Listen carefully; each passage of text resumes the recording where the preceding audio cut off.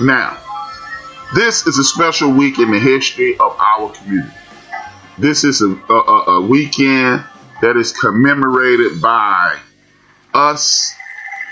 We created this. If you see, I don't have the normal Build and Destroy logo up today. What I have is the Juneteenth flag as my logo, because this is Juneteenth weekend. Juneteenth is the celebration of the emancipation of our community. And I want to salute all the brothers and the sisters that I've seen over the last 24 hours who are representing and saluting our pride, saluting the emancipation of our people. Because if you read the history books, people gave us freedom. If you listen to the teachers, if you listen to the teachers, people gave us our freedom.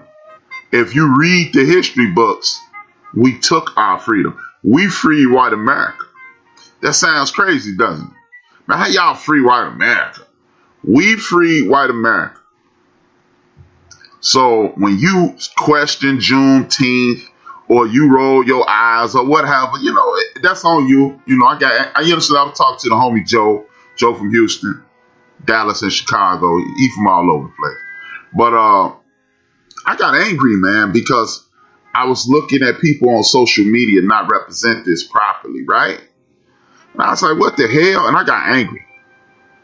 But then as the day goes along, it was proof positive that you don't need to get mad at ignorant people. You don't need to get mad at anybody, man. What you need to do is protect your spirit at all times and represent who you are and what you come from at all times to the best of your ability. And that's what I did. And that's what a bunch of people in Chicago and throughout the United States of America did yesterday. So I want to give a salute, round of applause to my brothers and sisters that saluted, that represented yesterday.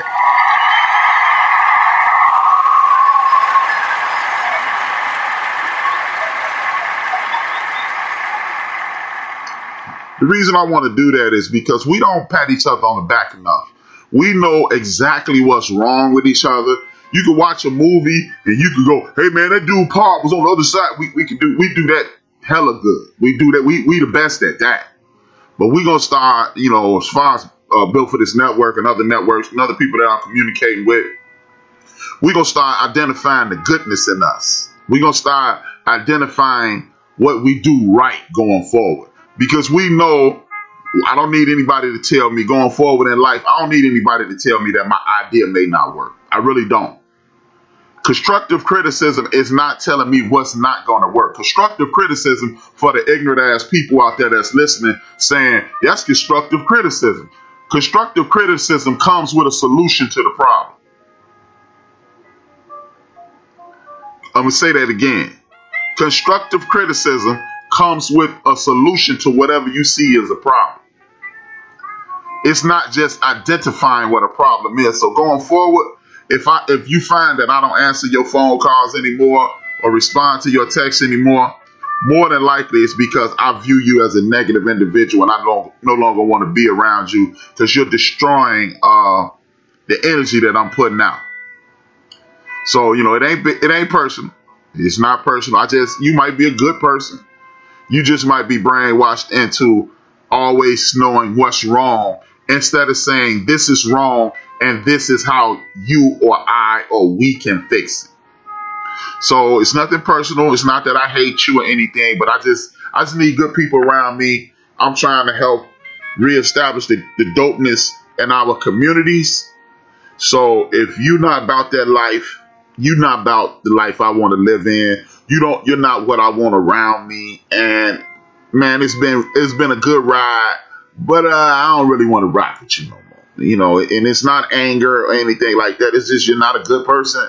You're not the type of person. You're not the type of person I want to be around because I don't need you destroying my energy or bringing anything that resembles doubt around me.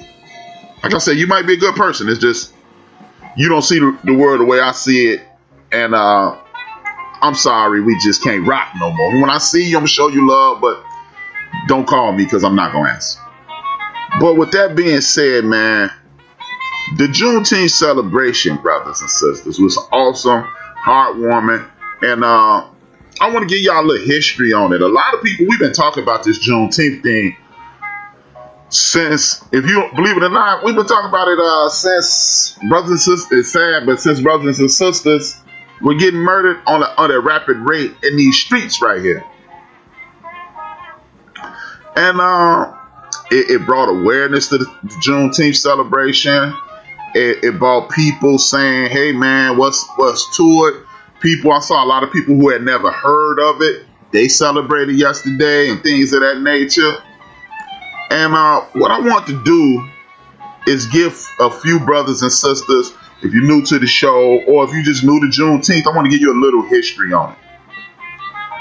Juneteenth is when General Granger read the Emancipation Proclamation to the people in Galveston, Texas. If you're from Texas, you know Galveston, Port Arthur, Houston, they right around each other.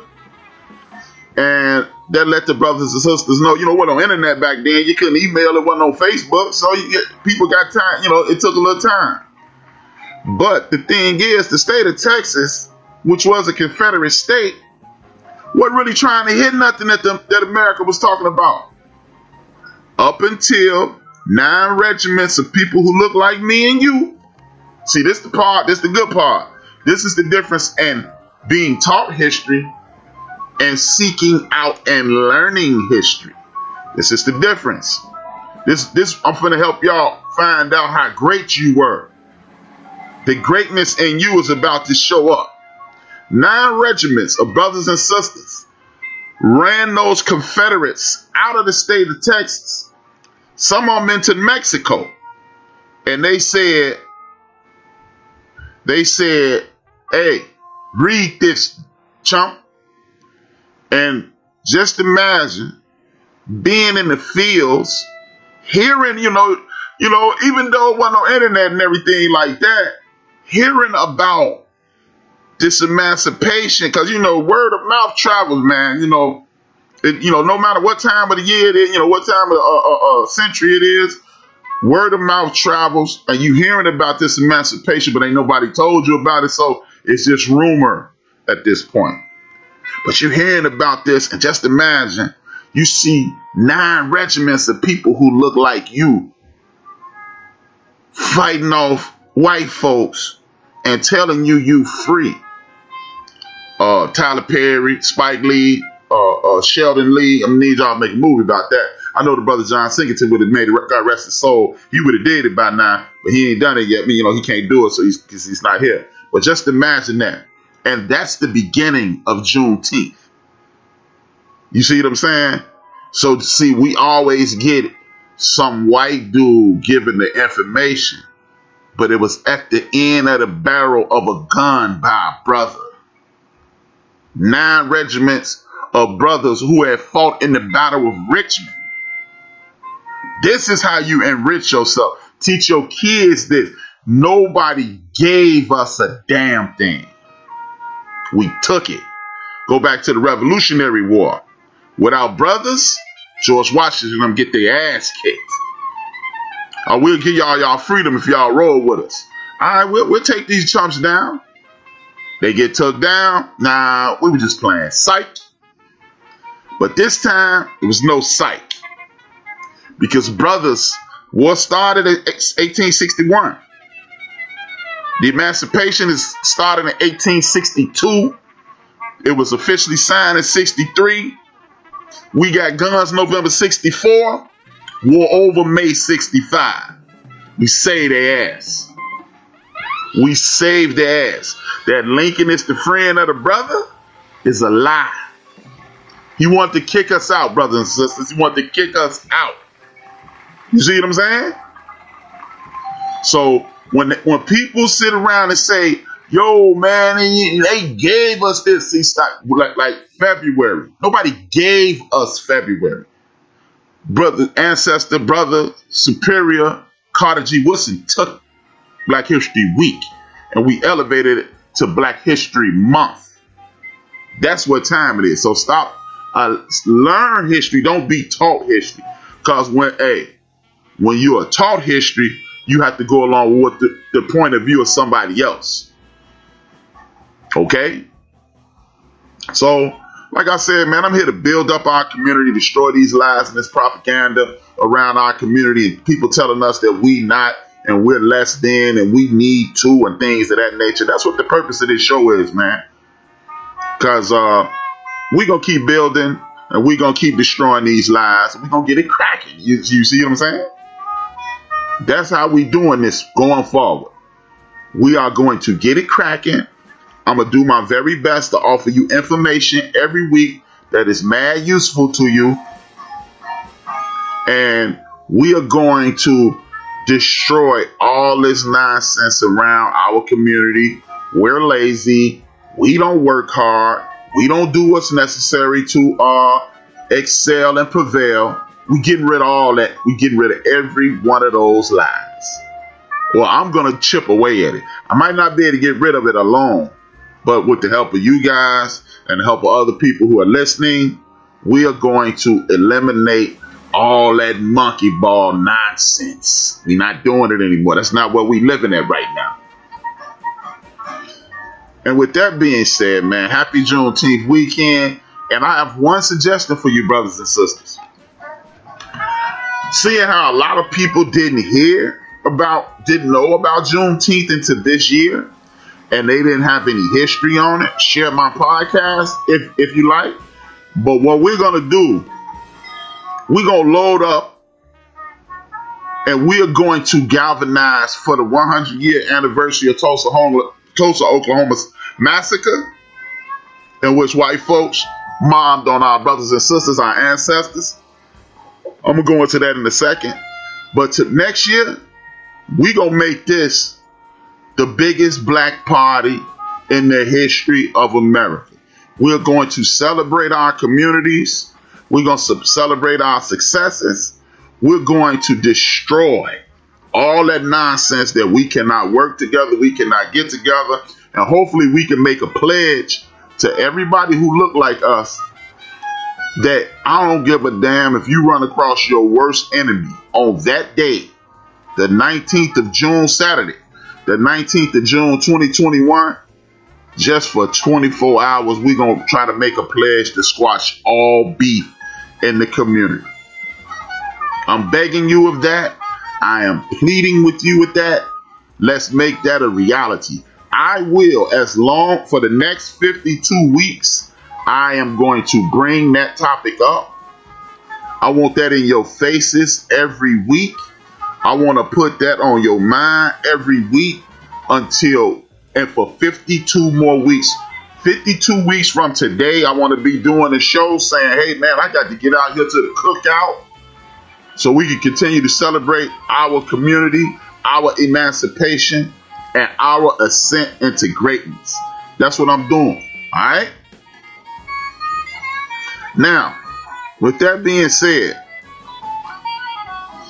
next year will be the 100-year anniversary of the Trail of Tears and the Tulsa, Oklahoma situation. The Tulsa, Oklahoma situation that led from the Trail of Tears. For what y'all may not know is the Trail of Tears is when former President Andrew Jackson took what people call the Native American. I don't know what they want to be called. That's why I say what people call. I don't know if that's the indigenous brothers. I don't know if they want to be called that. You don't know what the Trail of Tears is? It's from former President Andrew Jackson, a racist, one of the favorite presidents by your president currently, uprooted a nation of people and pushed them out here. See, a lot of people assume out west, a lot of people assume that the Indians or the Native Americans or the indigenous people